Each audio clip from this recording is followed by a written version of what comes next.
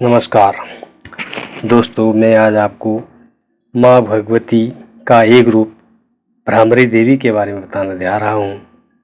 कहा जाता है कि एक समय पर कतूर घाटी और उसके आसपास के क्षेत्रों में अरुण दैत्य की काफ़ी प्रकोप था। दानवों ने घाटी के आसपास के सभी पहाड़ियों के बीच में अवरुद्ध उत्पन्न करके सभी नदियों, नालों, गड्ढों का पानी रोक दिया था, जिससे सारी घाटी जलमग्न हो गई थी। लोगों द्वारा दुर्गा माँ से विनती कर असुर का विनाश करने व इस आपदा से रक्षा करने हेतु प्रार्थना की गई। अरुण दानव को ब्रह्मा जी का वरदान था कि वह 2 और 4 पैर वाले किसी भी जीव से नहीं मारा जा सकता। तब देवी माँ ने 6 पैरों वाला भंवरा का रूप लेकर असुर के प्रकोप से लोगों की रक्षा की और अरुण दैत्य का अंत किया। दुर्गा सप्तशती में भी इसका वर्णन मिलता है। जिस समय अरुण नामक असुर तीनों लोकों में भयंकर उपद्रव करेगा, उस समय मैं असंख्य भौरों का रूप बनाकर उस महा असुर का वध करूंगी। तब संसार में सभी मनुष्य मेरी भ्रामरी नाम से स्तुति करेंगे।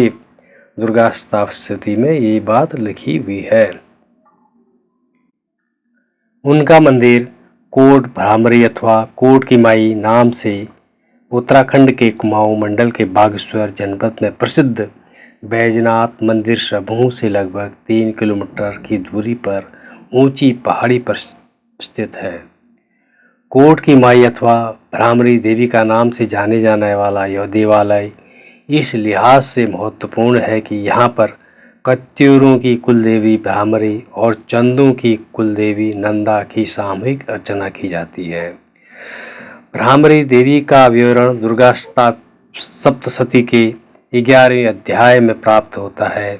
नंदा के संबंध में यह जनश्रुति प्रचलित है कि वह चंद शासक नंदा की शिला को गढ़वाल से अल्मोड़ा के लिए ले जा रहे थे, तो रात्रि विश्राम हेतु इनके निकटस्थ झालीमली गांव में रुके। अगले दिन प्रातःकाल इसे ले जाने के लिए जब सैनिकों ने इसे उठाना चाहा तो शिला को उठाना तो दूर, वो इसे 1 इंच भी हिला न सके। वे सब हताश होकर बैठ गए। तब ब्राह्मणों ने राजा को सलाह दी कि देवी का मन यहाँ रम गया है, वो यहीं पर रहना चाहती हैं, अतः आप इनकी यहीं पर स्थापना कर दें। तदनुसार झलमाली गांव में ही एक देवालय का निर्माण करवाकर यहीं पर उनकी प्रतिष्ठा करवा दी गई और कई वर्षों तक उनकी पूजा आराधना की जाती रही। किंतु बाद में भ्रामरी देवी के साथ ही नंदा की स्थापना भी कर दी गई और इनका पूजन नंदा भ्रामरी के रूप में किया जाने लगा। चैत और भादो के महीने में नवरात्रों के अवसर पर विशेष उत्सव का आयोजन होता है।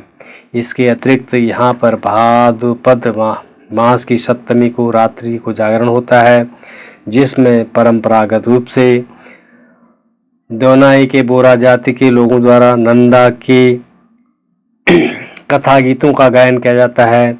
इस सामूहिक कथा गीतों में एक तरफ पुरुषों तथा एक तरफ महिलाओं की सहभागिता होती है।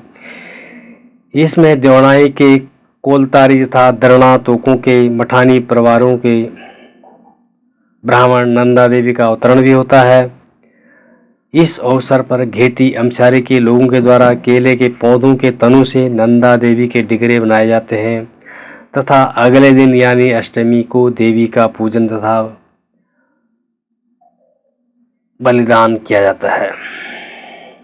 मंदिर की पूजा अर्चना का दायित्व तेलीघाट के तिवाड़ियों का हुआ करता है। चमोली, दानपुर, गिवाड़, सोमेश्वर और बर्रो की जनता की बहुमानी देवी होने के कारण इस क्षेत्र के लोग भी शुभ मांगलिक अवसरों पर यहाँ आकर अपने श्रद्धा सुमन चढ़ाते आए हैं।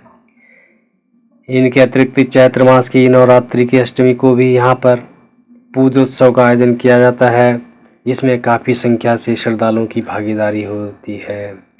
नंदा के रूप में उनका संबंध नंदा की राजजात से भी संबंध है। नोटी से आयोजित की जाने वाली नंदा जात में सम्मिलित होने के लिए अल्मोड़ा से प्रस्थान करने वाली जात की दूसरा रात्रि विश्राम यहाँ होता है।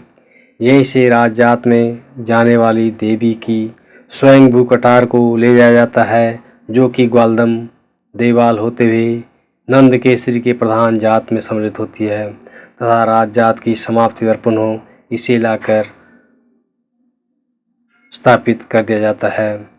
दोस्तों, आपको हमारी ये कहानी कैसी लगी कमेंट बॉक्स में ज़रूर बताना और हमारे चैनल जोशी03 को सब्सक्राइब करना, शेयर करना और लाइक करना। धन्यवाद।